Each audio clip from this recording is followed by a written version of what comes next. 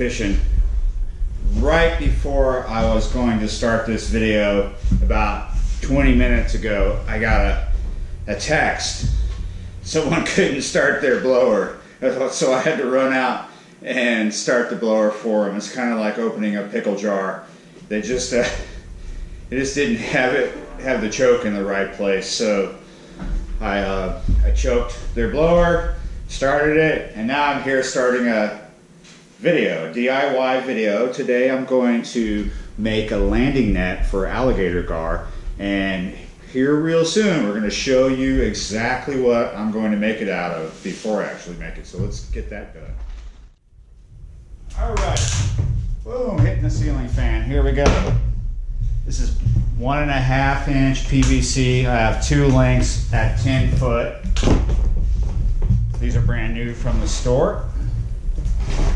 Cost around $8 a piece. And then we have 4 1.5 elbows. All this stuff cost me a little over $20. Of course, we need our primer and our glue. Every landing net needs netting. All right, so this is a shrimp trolling net that I found in the garbage. It is a good net. It's missing some of its components. Maybe it's worth some money. My good friend Sasha is probably crying right now because we're going to cut this up and use it for our landing net.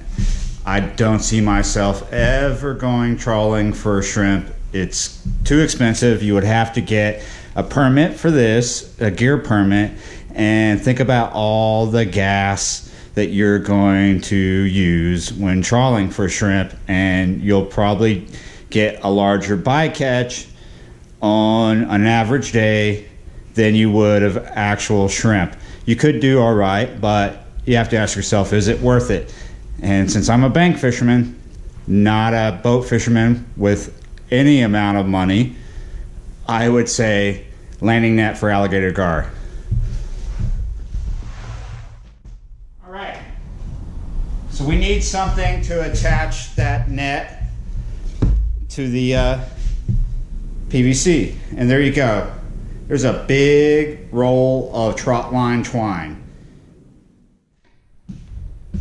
All right, let's go through the tools that I'm going to use today to do this DIY project. So I need a measuring tape. That is my backup, not my favorite one. Here's my favorite one. Need a construction pencil. We need something to cut that PVC with. I'm going to use my Japanese pull knife. Now you could use a Sawzall, but it's going to probably give you a rough cut unless you're one of those miracle people that can do fine precision cuts with a Sawzall. Have at it, Haas, but I'm just going to cut it by hand because that'll work for me. All right, so we need something to cut the netting with. What?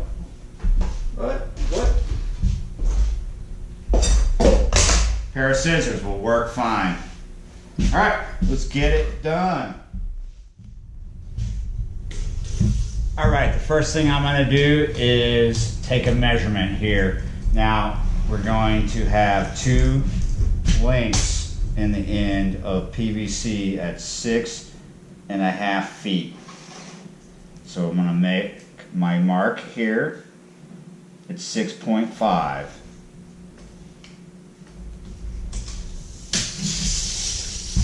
I'm going to do that to both lengths.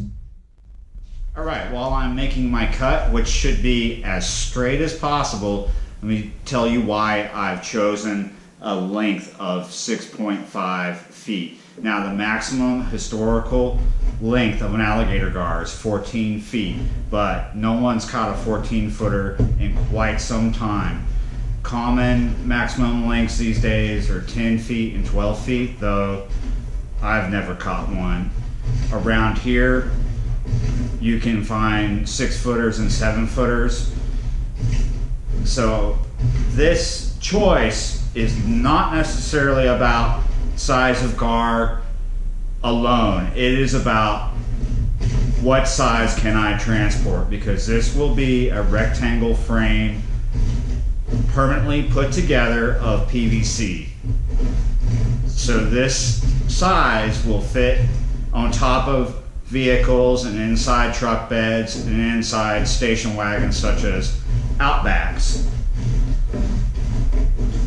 The depth of the net will be key in accommodating alligator gar that are over 6 feet.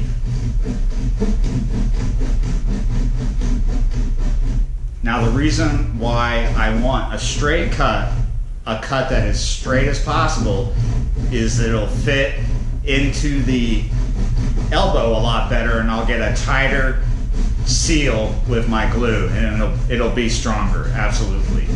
And let me finish this. It's going to take some time. Maybe I should have brought out the Sawzall, but would have had an ugly cut for sure.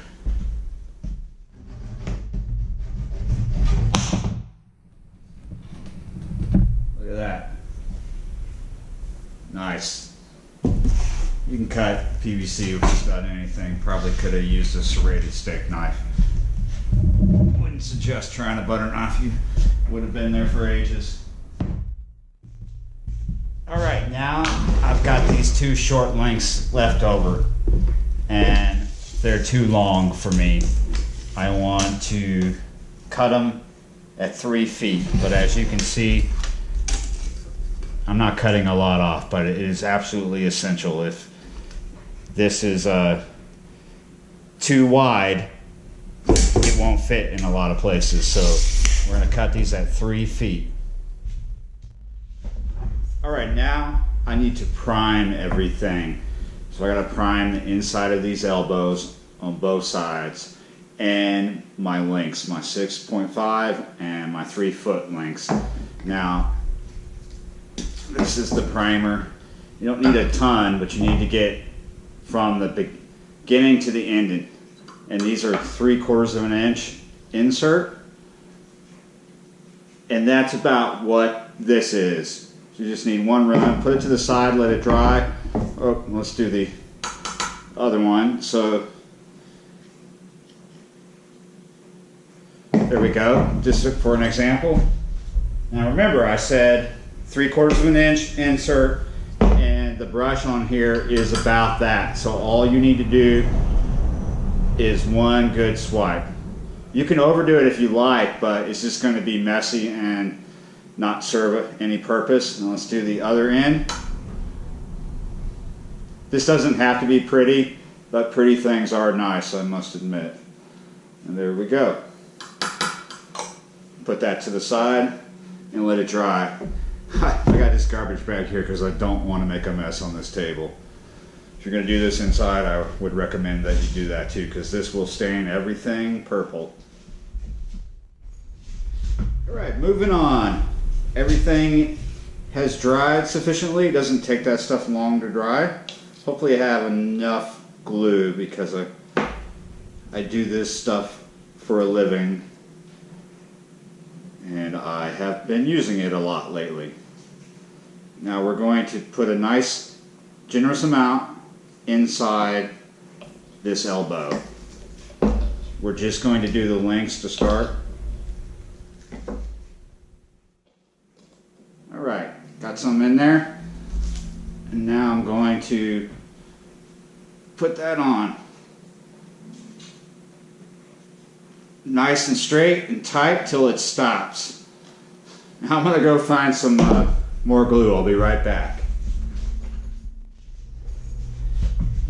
Alright, so my glue was a little too thick. I added a little acetone to it, but look at that.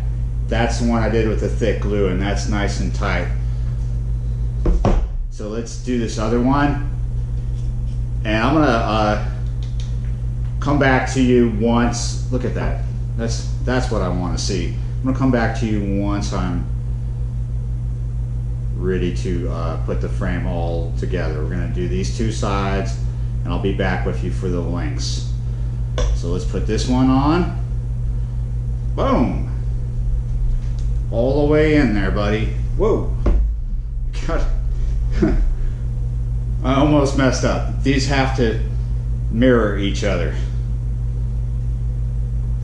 You gotta get it on there right the first time, because you don't have much of a margin of error. Woo! That would have sucked.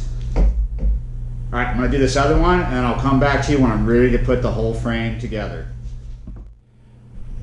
Alright, I'm putting the links on now. It's getting a little unwieldy.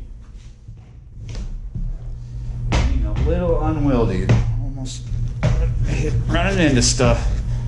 There we go, nice and tight on there.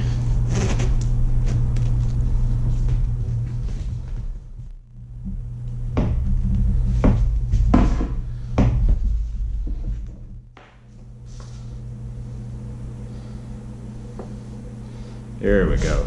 Good thing that stick was right there. This is the final step, and it could be tricky sometimes. Here we go. Nice and tight.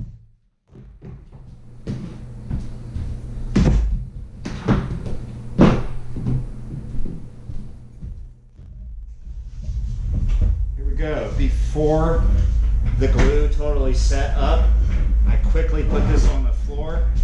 As you can see, everything got out of control there, but I got it done. So I quickly put this on the floor and stood on every corner to get it nice and straight. And now I'm just going to put this to the side somewhere and take a break. So here we go. This is what I'm left with. This is a 3x6 frame. It looks really big now. Almost wish I would have made it smaller, but this will work. This is based off of nets they use in Thailand for alligator gar at fishing parks that have alligator gar. All right, here we are. This is the trolling net. It's a shrimp trolling net, and it is roughly 14 feet long by 15 feet wide at the mouth. And as you can see, it's shaped like a cone, and we would call the very end here where it gets narrowed the sock. And this is open down here. Now my first idea was to cut this net up and make like a rectangle shape with 4 sides, but I don't really have that much net that I've figured out that I don't have really enough to do that. And after doing this, mocking it up, I can see that it'll be just as easy just to attach it to the links and the sides, but it'll be tight on the links, and I'm going to do a little bit of a little slack over here to where it droops down, and then I will cut it and tie it together about here, and that'll give me about a depth of 7 feet, but it's going to, you know, be a cone shape, and I think that will work just fine. I think I will be able to land most gar, unless I find a historical 14-footer. Might have a little bit of a time trying to land it with this, but I think I'm gonna be all right. I'm gonna make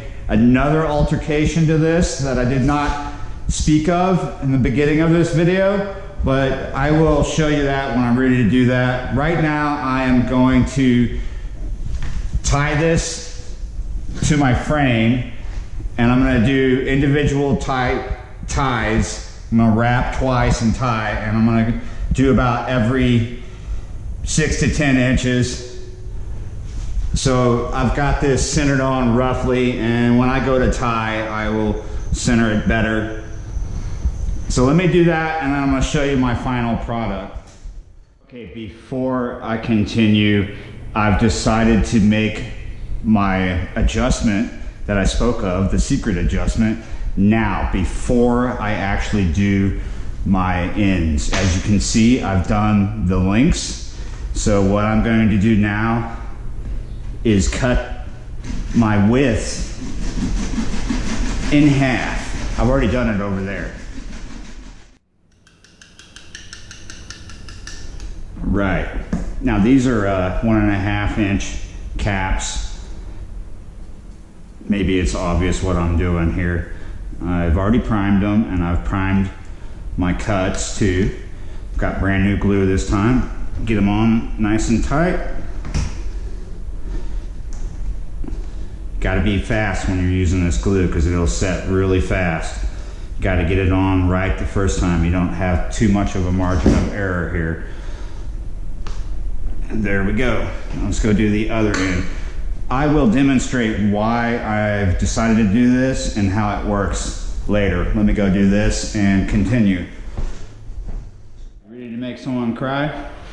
All right, so I've measured roughly about a foot from the frame. And here we go. First line is going to be tough to cut.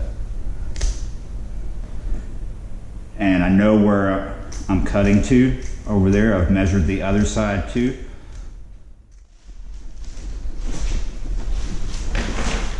This side is no longer a trolling net. Okay, so the idea is to overlap. And I'm going to tie this on just like I tied the other sides, but I'm going to use more ties closer together. And then when I get over here, I will sew this up. Nice tight wrap. And I'll mirror it over there. I'll do the same thing over there. So let's get at it. And I'll show you the finished product when I'm done. And then we're going to really make them cry when we cut the end off. All right. Can you hear him crying? A friend of mine wanted this net to go trawling for shrimp. He wanted to spend a lot of money just to catch a few shrimp.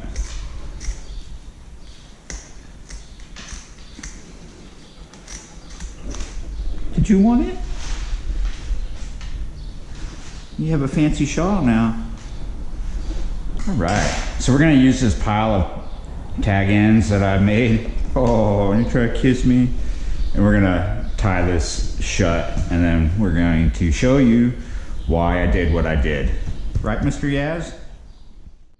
All right, my alligator gar landing net is now done. And I'm gonna show you why I split it in two like I did. Looks more like a coin purse now. So I did this for two reasons. It makes it easier for me to store and transport. And also when I'm playing a gar into this net, the best case scenario is that there's two of you, right?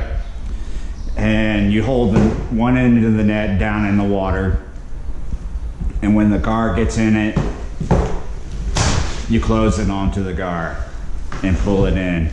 Now you can also do it from this end, but now that this is in two, it's going to be hard to hold that down unless you play the gar in from that end and then you close it. It just makes it a lot easier, especially if I'm by myself. I can use this net by myself, being able to close it.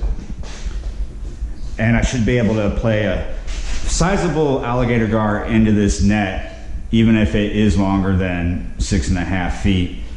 I should be able to net it. It's pretty difficult to land an alligator gar by yourself. A lot of guys use nooses, but it can be difficult to put a noose on a gar if you're alone. It can be difficult to do it even if you're not alone. And gaffing them, I would only suggest that if you're going to keep the alligator gar, because you never know if the gar is going to bleed out or not after gaffing it. It's kind of a messed up thing to do when you're catching and releasing, right, Mr. Yaz? Right? So, of course, I'm not suggesting that you cut up your trawling net. If you like to go trawling, well, more power to you. It's not my thing. But you can get this kind of netting, which is a really good net to use for my purpose here for alligator gar. You can get this online at a commercial fishing website. it is there. You can order it in bulk. You can get a roll of it. You could probably make this net out of like a volleyball net. That stuff might not last forever, right, Mr. Yaz? But it'll suffice for quite a few gar. So, are we done yet, Yaz? All right. I hope you enjoyed the video and got some good ideas on making your own. You can do whatever you want. You don't have to do it the way I did it. I'm just trying to give you some good ideas while I make this net that I wanted to make for myself. And now me and my little dog are gonna say, can you talk? You know how to talk? All right, see you next time.